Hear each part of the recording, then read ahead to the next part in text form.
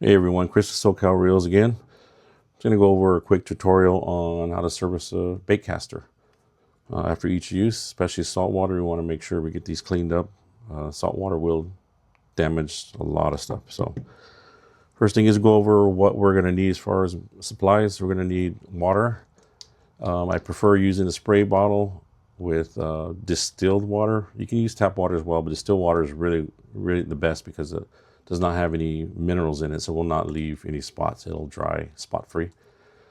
I know a lot of guys use a water hose. You can do that as well, but I just highly recommend just put on the really fine mist setting. You don't need to use a lot of pressure with water because you're going to get water inside the reel which does not belong, and it's going to cause more issues than anything. So if you use a hose, just put on a fine mist setting. Then we're going to need some reel oil. I prefer using Corrosion X. This stuff works great, especially for saltwater applications. There's different types of oil you can use, of course, different brands, but this is preferred, but use whatever you have. We're going to need some electrical tape or masking tape, and that's just to tape the line onto the spool, so when we take it off, it won't unravel on us and create a mess when you put it back on. I also use a little brush, detailed brush. You can get these on Amazon, just to get in areas where you can't reach. You're going to need some clean microfiber towels. You just need a couple of these. We have one down here just to absorb water. Make sure they're dry, clean. Then optional is slick rod ceramic wax. Here at SoCal Reels, every single reel gets a coating of this when they're done and clean and done to help protect the reel.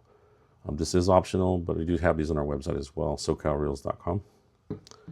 So with all of that, let's get started here. Try to make this as quick and simple as possible. So before we start, make sure you always, on every single reel, tighten your drag down. Before you clean it, always tighten the drag. And like I mentioned before in other videos, that puts pressure on the drag discs in here. And so if you get water inside there, it will not get absorbed by the drag disc. So it minimizes the chance of getting absorbed there. So tighten your drag down. And once you do that, get our water and just go ahead and spray the whole reel down. Make sure you get the line here. Remember, this has, especially for salt water, has a lot of salt, residue that's built up inside between the layers of the line. So make sure you get that really well.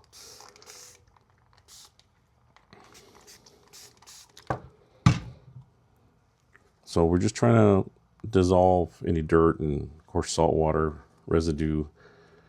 And so once you get it all wet, we can just get a clean towel here and wipe it all dry.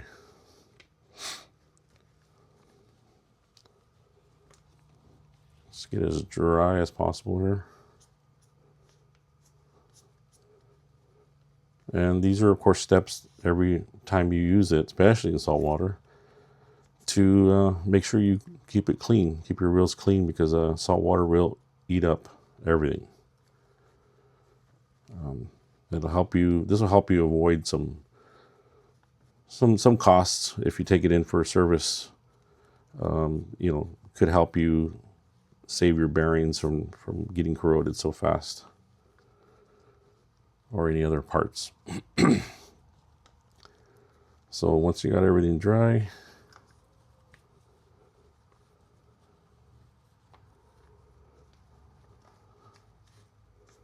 looks pretty good.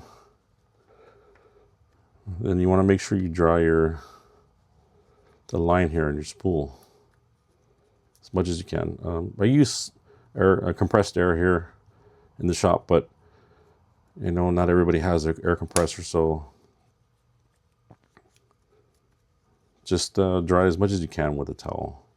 Or if you have any kind of compressed air, you can blow it out to make sure it's dry as possible.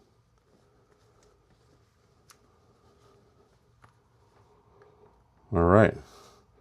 So as far as basic steps, right, that's pretty much all you need. Like if you're in a hurry and you don't have the time to disassemble anymore, you're pretty much done as far as basic maintenance, right? Just remember, if you're going to stop here, back off your drag. Always back off your drag when you're going to store your reel. If you're not going to fish, you don't want the pressure of those on the drag disc while it's in storage. Just back off your drag every single time on every single reel, even spinning reels. Also, make sure your spool tension knob is backed off. You don't want pressure on the spool. So if you see that it's not spinning freely because there's pressure on there. You don't want to store it. So back off your drag and back off the spool tension. You don't need to have that under tension while it's in storage. Okay, so that's pretty much it if you want to just stop here. If you want to go a little advanced, a little further, what we can do here is start with the spool tension knob. Just remove that. And this can be a pain sometimes, especially on different reels are different, but different alignment here. But the star drag will get in the way. So just play with it, try to get it lined up so you have space to take this off. So unscrew this. So this looks pretty good. It's still a new reel, so fairly new. If this is dirty, you'll just wipe it off. You can wipe off the threads here, the O-ring. Make sure you get that cleaned off. And then also the cap, if this gets dirty, you can clean on the inside here too.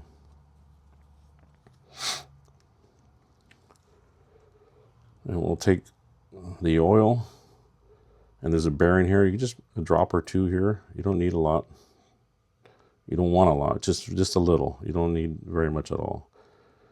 And then because there's an O-ring here, you can put a couple drops of oil on the O-ring to help lubricate the O-ring. And then a drop of oil on the cap. And let's just put this back on. So because you're going to store it, just tighten it up just to enough where you feel tension, because it's where it's compressing on the O-ring, and just leave it. You don't need it. You don't need it tight. You don't want tension on the spool again, remember, because you're going to indent that spacer that it has inside. Okay, so that's done. Let's go to the handle. Most handles, knobs, they have two bearings. There's one here. There's a couple drops in there. Spin it around, kind of work it in there. This one, you can, if you really want to take it apart, you can unscrew this.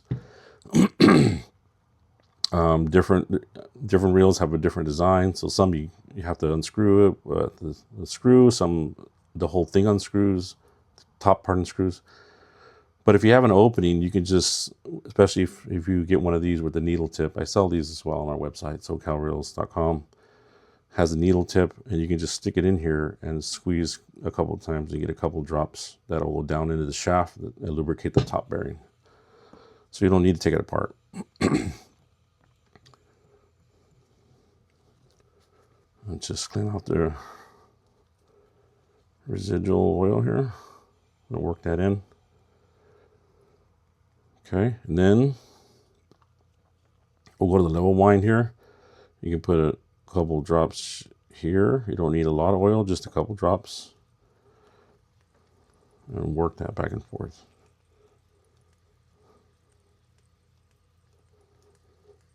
Okay. And then you can also put, if you, on your thumb clicker here, you put a little bit of oil here. Just so it kind of lubricates it. You don't want a lot. Just to keep things operating smooth. And I kind of just wipe off the residual. You don't want a lot of oil coming there because it'll attract dirt, dust, and then it'll get gunked up. So just very light coat. If you have a lot of reels will have it. They're tight on both sides, so you can put a drop of oil on each side. You can put a little bit here too. Anywhere where there's moving parts. But just like I said, just dry it up. Dry up the residual oil. You don't want a lot of oil floating around there. All right, so that's all done. We got the spool tensioner, the handle, level wind, the clutch, the thumb clutch here, and then so let's take off the let's take the spool out. This is a newer Tranx, so your reel is going to be different. Whatever model you got, just undo the side plate, remove that. Then we're going to take the spool out. And see, this is where we could have put tape on here before, but I want to demonstrate where this is the mess that you can create when you don't have tape. See, you got a line that what's happening is it's getting caught in between the spool and the frame here. So now you have, this is why you should put tape on before. So this is a good demonstration of why you want to put tape on there before you remove this. So see, now you got this line you got to untangle. So do is put this back onto this spool, untangle it. I'm just going to cut this off because for time.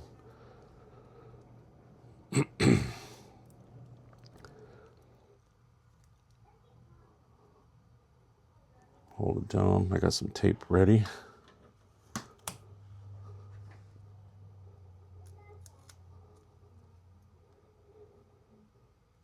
Electrical tape works really well because it stretches. Masking tape, it works, but you know, it doesn't stretch like this. See how you can pull it tight? You can stretch it. So that holds on really well. So next is dry, you know, wipe down the spool shaft here. There's no junk on there. Put 1 drop oil in there, that spool bearing. On your side plate. If it's any junk or dirt in there, you can wipe it down. Just take it, inspect it, take a look at it. Looks okay. You don't need to mess with it too much. Put a drop of oil in here. This bearing, the left spool bearing there.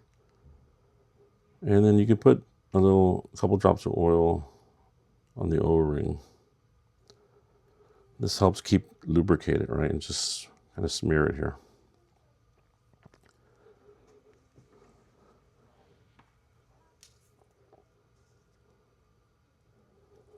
All right, so there's also a bearing inside here, the pinion bearing.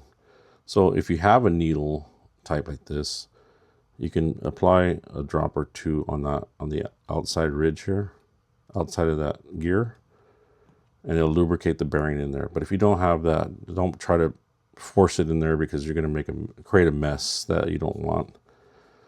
So you have to have a needle tip to get in there. All right, so that's all done. So we can put this back and see now it's going to be much easier to slide this spool in and out with the tape on it. So if you put tape on it before you take it out, you won't have the mess that I had there. So put your spool in, side plate back on.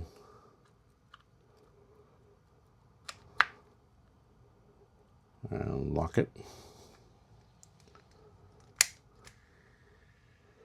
We're good to go. So just remember, keep your drag, make sure your drag is backed all the way out. Your tension knob is not tight. You should be able to spin it like this. And this reel is ready to go. All right, thanks guys. Talk to you soon.